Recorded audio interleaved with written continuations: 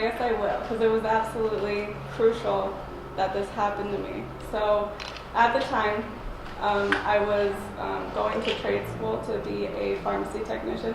My abuser at the time actually would sometimes let me go to school. So the night before, he had hit me, he had beaten me up, and the next morning he allowed me to go to school, which I thought was, a miracle. So I went, and the first thing that I did was I went up to the receptionist and I was like, hey, like, my abuser just hit me. I gotta go. I don't know why, but I had just made that decision. Like, I'm gonna tell somebody that this is happening. So they referred me to a counselor there, and I was met with this like rude lady. I don't know how to say it was rude. I was, she sits down and I sit down in front of her, and she's like, so do you really want help? Because if you don't want help, I'm not gonna help you. I'll call him right now, and I'll tell him, to come pick you up. And I was like, geez, like, okay, I don't know, So she goes from there, and she starts asking me questions about my life. And I told her, my mom died when I was 7, 8 years old, and she died of leukemia, after a year of being diagnosed. So I told her about that. So she's writing, what does your dad do? What is it? All this stuff, all these questions about me, about, my ex and stuff. And she gets done and she's like, so you're telling me that your mom died of cancer. So she went down fighting. And I said, yeah.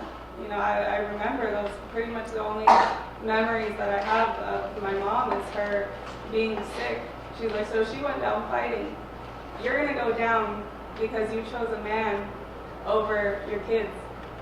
And I was like, that I almost fell on my chair. I'm like, no, that's not how I'm going to go.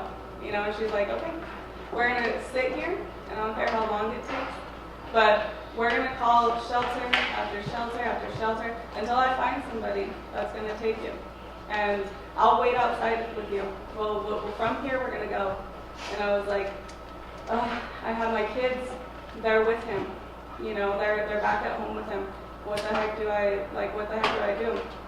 She gets a hold of one of the shelters here in Mesa, and they're like, yeah, we'll take her. If she's ready to come, then we're ready to take her.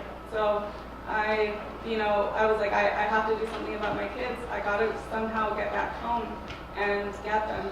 And so just by chance, I had gotten back, and my abuser's parents were there, and they had the kids. And they were like, they're yelling at me, how could you leave the kids here? And if you get our son in trouble, we're gonna come after you, all this stuff. I was like, I don't care. Somehow he had taken off with my car. He left and went somewhere, but probably to find me. And that was my opportunity. I was like, okay, this is it. I'm gonna go. And I walked to the Fry's across the street, and I waited there for this supposed car that's gonna come get me. And we waited out there, and my littlest at the time was, I want to say like 3 or 4 months old. And we left with what we had on. We left with absolutely nothing. And his parents wouldn't let us take anything, and I was like, I don't care, I'm done. So I waited outside of that Fry's, and those 2 hours that we waited for that van was the most frightening thing that I've ever been through in my entire life. I was just asking myself all these things, like, where are we going?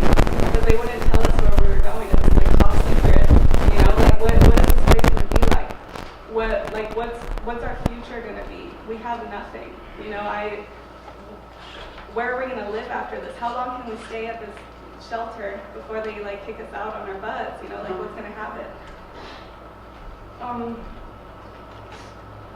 I stayed in limbo for through 2 shelters. Stayed all 4 months.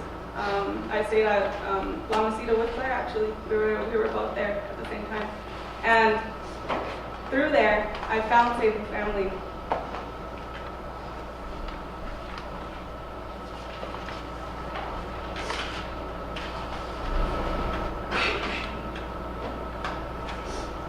They offered us housing, which for me at that moment, for my family, meant safety, which was super important. I took all the classes that Save the Family had to offer. I learned more about domestic violence, took parenting classes, and earned certificates, and learned how to find and get a job, and budget. I don't know if anybody else here, and here's Celeste's voice. I don't need to hide that, you know. I do. I can't escape it. You will meet somebody at Save the Family who isn't passionate about their job and interested in helping you move forward. From Ryan in the CDC, who helped me print my essays every day and fix them, to my case manager. I don't see her. I don't know where she is. What's her name? But Sandy. Oh, yeah. Yeah. Well, tell her I said this. For my case manager, Sandy, who set me straight more than a couple times. Thank you, Sandy, for being strict with me, and most of all, believing in me and my goals. At the end of everything, thanks to Save the Family, I have been able to answer all those questions I had in front of Fry's that night.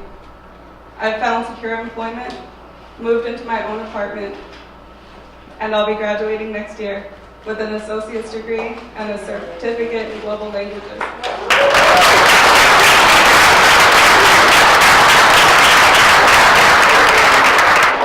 I've just been accepted into ASU, where I'll continue to study law. Again, thank you, Save the Family, for everything that you've given me. You've given me confidence and just to move forward with my life and not go down like that. Thank you.